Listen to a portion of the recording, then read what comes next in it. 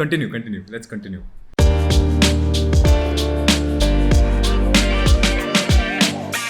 Hi guys, this is Zero Chill. Welcome to the first ever episode of Zero Chill in 2020. And I have with me, as usual, Varun Maya, but he's showing up after 12 months, at least 12 months, if not 15. Why is that happening? Why the delay, Varun? Yeah, we've been firefighting. Don't pretend like you don't work in the same company. So we've been firefighting. We've been building the app. We've been growing the community. Helping a lot of people.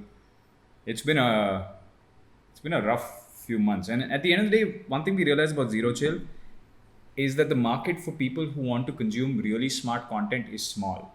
So whatever we do of Zero Chill right now, like the podcast that we used to do, is purely about having fun for ourselves. Like this is not about convincing anybody to do anything, no marketing, no advertising, whatever, because we know the market is small.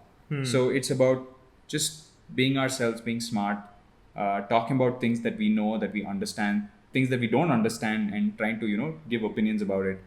I guess that's where we're at. Fuck, dude, sounds like a terrible year. We've not gotten time to be ourselves I the agree. whole year. Oh my Dude, God. that's what business has started to become now, which I don't like. Either way, this episode is sponsored by Avalon Meta, not Coke. Please feel free to check out you can just find us at avalonmeta.com, join our Discord server. Coke is just something I like drinking, and I couldn't care less about Coke, Pepsi, Red Bull, whatever. Okay, I just cool, like- cool. We're done. We're done. Talking about your drinking habits. Okay. I have a more serious question.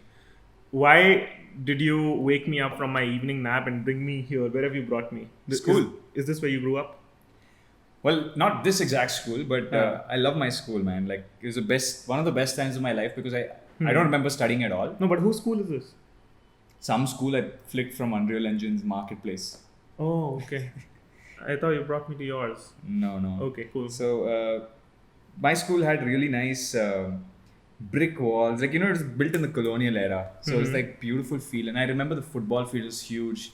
So I used to go every day at lunch break and just play for an hour, just be sweating, drenched in sweat by the evening. Beautiful times. Wish you could get them back.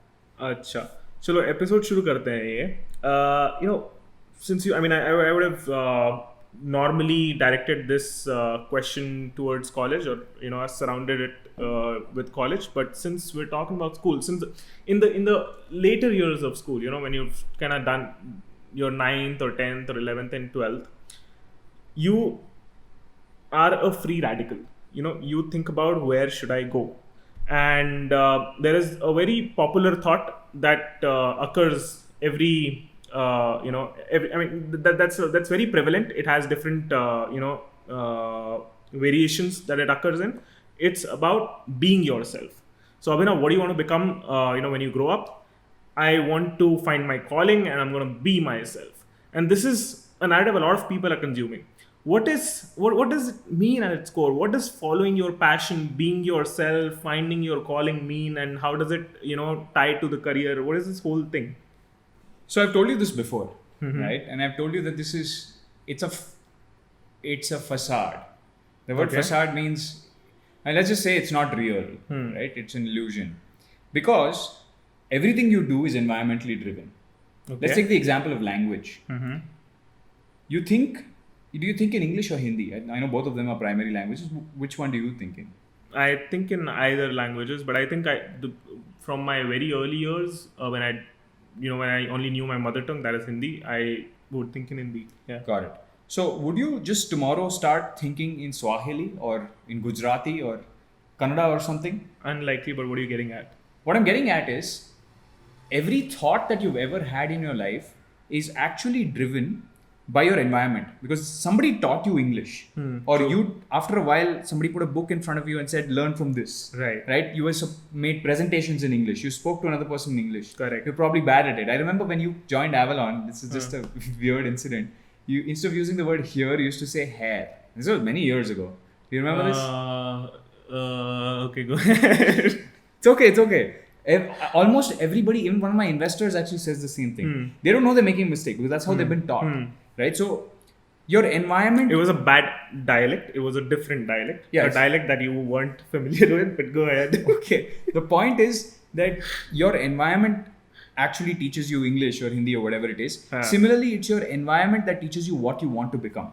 Okay. Right? And there's a lot of influence of role models in this.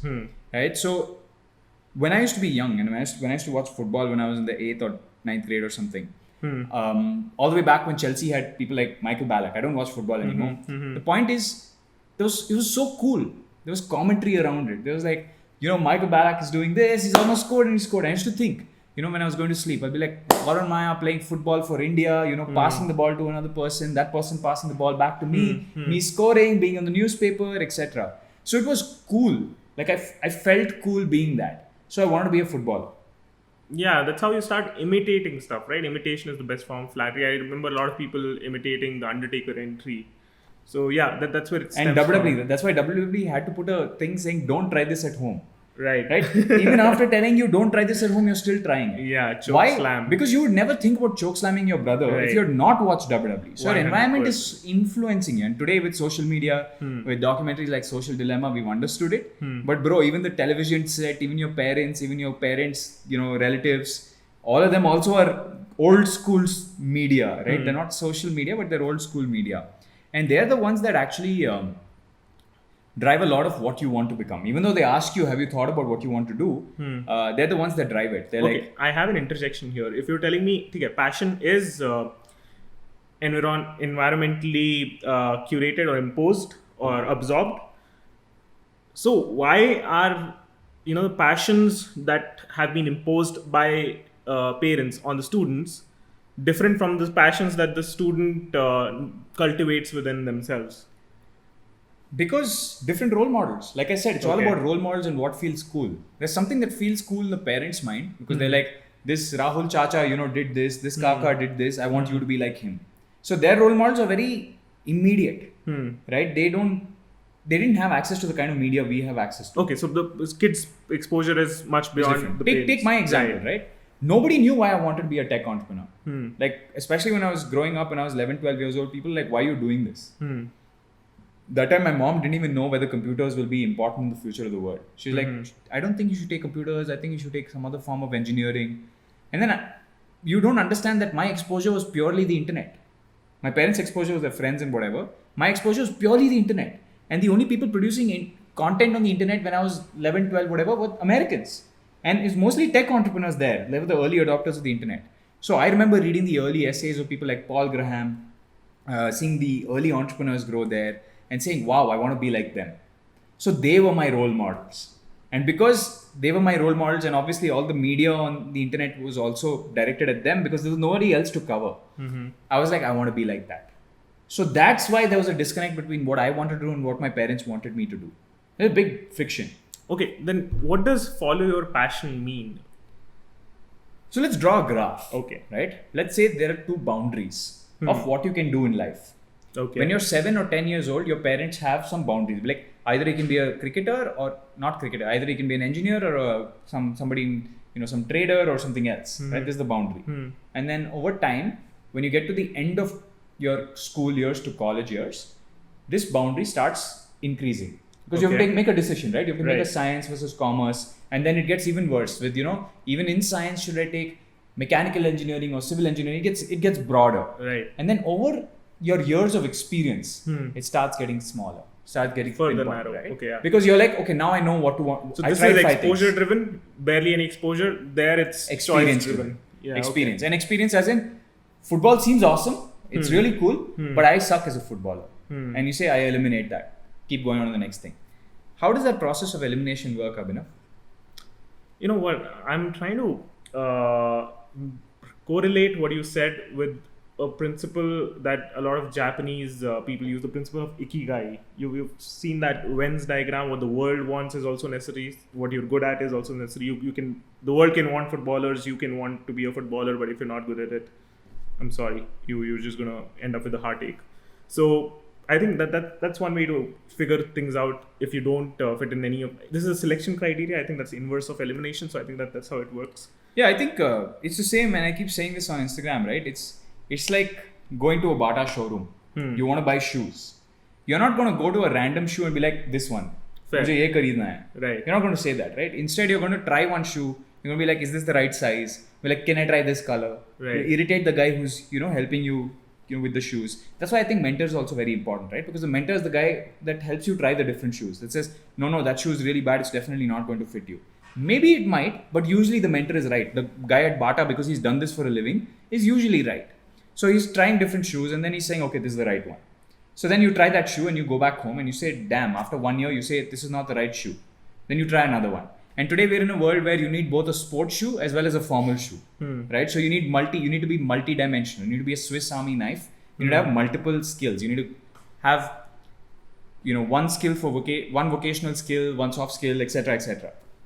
Dude, I think, there has to be another point of view to the whole debate, because a lot of people, because of this, follow your passion might be a perfect question to ask and might have a perfect answer when interpreted right. The problem is it's not being interpreted right. People look within when they're looking for their calling. They're looking within when they're looking for their identity. They're not, what doesn't come to them readily is exploring a palette of colors and then picking, okay, my color is orange, so I'll stick with orange. So I think that causes a lot of trouble. And my take on that is, you guys have heard this question or the statement that do what you love. I think this is sort of misleading, and there is also an extension to this statement. Or love what you do. You can also love what you do. You can cultivate passion towards whatever you're doing. You don't always have to become a guitarist. Okay, my 50 mein, I'll make enough money so that early retirement sells like hotcakes. So many companies are selling early retirement, that mutual fund plans on early retirement, because people are just not happy with working. They want an early retirement and then they want to become a guitarist. Then they want to become a traveler. And those things are also, more than passion driven or more than career driven. There's just like an escape. Okay, I've had 20 years enough of this. Yeah. And it's just an idea. If you think that after retirement you'll sit on some sunset or whatever. 10 years later, I can afford 3 days. And then be like, this is fucking boring. I can't do this for the next 30 years. Right? Or next 20 years or however long you're going to live. But I have something interesting to say about being a guitarist. When I was young and I saw, in school or college, I saw all the guys with guitars, get all the attention. And I used to think, wow, they're really cool.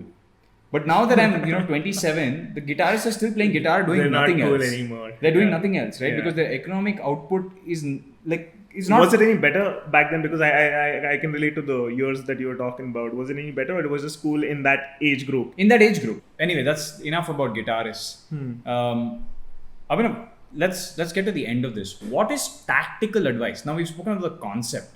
What is tactical advice you would give your 15 or 16-year-old self on how to find your passion, on how to find something that you love doing every day? Because I love what I do every day. You love what you do every day. How does a 15-year-old get there? Dude, I look at this problem in a two-sided way, and I'll give an advice to 15 to 25 to 30 years old, because this debate never ends. People find themselves in prison-like jobs and they want to get out of it. They're like, okay, I'm 25, let me make some money at TCS and then break away to find my passion and do something. So what's actually finding of passion and launching yourself into that passion. I think Varun, you covered it very well. If it's environmentally driven, and you gotta keep running tests, you gotta go to a Bata showroom, you gotta it's a Bata showroom. So you're also saying change your environment. Change your environment. Go to don't go to a Bata showroom. Go to passion showroom.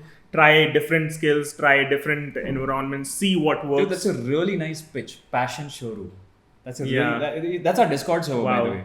That's Avalon Meta, the app. That's how shameless plug. Masterclass I know that's a shameless plug. Branded themselves. That's a shameless plug, but that's what Avalon Meta does in essence. Yeah. Although you don't have to use that. This was always a missing component in EdTech, and we cracked it. Wow. Okay. Cool. Coming back to the thing. Right. So go to a passion showroom, something like Avalon Meta Virtual Campus, and figure out different skills. And that's the launch of it. That's you getting into design and becoming a designer. And there'll be a honeymoon phase once you've become a designer. But the problem will arise again. And that's sustaining that passion and sustaining, that nirvana, that sudden small nirvana that you've achieved, maintaining a good life or, good mental health with that. And I think there a lot of things are lacking. That problem your passion wouldn't solve. Your passion would get you somewhere where you're kind of happy, but there are things that can obstruct it. I think what humans basically lack or hate is work that is not intrinsically rewarding. I don't only and always. I mean, it causes a certain sort of pain where I'm just listening to orders. Teachers don't like teaching because they're listening to orders. They're doing a job. They're not wanting to teach. They're not driven by the kids. They're following orders from above कि ये syllabus पढ़ा दो, exam आ रहा है, your kids need to score well, placements वगैरह कुछ हो रहा है. If you don't do work that is intrinsically rewarding, you're going to find yourself, irrespective of whatever passion you So land are you into. saying do drugs? What the hell? Like drugs that give you an intrinsic reward? Or are you saying find the a job? End reactions can be similar. Yeah, so Yeah. find a job that essentially gives you that kick that you want. 100%. And how does that come? That comes, number one, okay, that is one. How does that come? That comes with landing at a place that doesn't have the old school, work cultures, that doesn't have bureaucracy as much. People hate bureaucracy. People hate risk transferers, what we spoke on our yesterday's live. Or scan up Taleb's concept of risk transfer. People hate these kind of people. They are toxic to the work culture. So work culture also matters. What else matters? Flexibility matters. So if you have all of this combined with your passion, I think you can sustain your passion that way, because I don't think you also want to keep I think you need a little bit of the access to the risk and the reward. Right. And the best way to do that is to have a little bit of equity. No, 100% responsibility. Humans love responsibility. You only procrastinate when you are, in a bad environment that is not emotionally right for you. So find your passion and land yourself in a psychologically safe environment, and you'd be fine. Life would be fun, career-wise. That's a way to find and sustain your Awesome. passion. So passion environment, try a few things. Passion showroom. Passion showroom. Starts with Avalon Meta, by the way. Passion showroom, try a few things. And then what? What's the last step? Sustain. Yeah. Sustain. After you pick one, you sustain it for a long time Right. by taking some risk and reward, which means a little bit of equity. Doesn't have to be start a company, Right. but also be work in the core team of some company with a little bit of risk reward ratio, Right. which is equity. Equity is the best way to take risk and reward. Right. Cool. Fantastic. Perfect. That's a wrap. Thank you, guys. Take care. Bye.